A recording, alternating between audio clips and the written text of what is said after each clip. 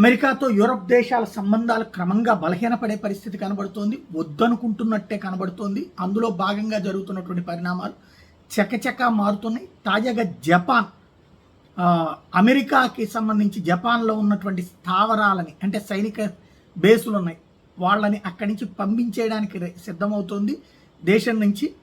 అదే సందర్భంలో ఆస్ట్రేలియా, న్యూజిలాండ్లతో పాటు యూరప్ దేశాలతో, ఇతర దేశాలతో సాన్నిధ్యం పెట్టుకుని ఆయా దేశాల సైన్యానికి అక్కడ బేసులు ఏర్పాటు చేసేటటువంటి దిశగా అడుగులు వేస్తుంది.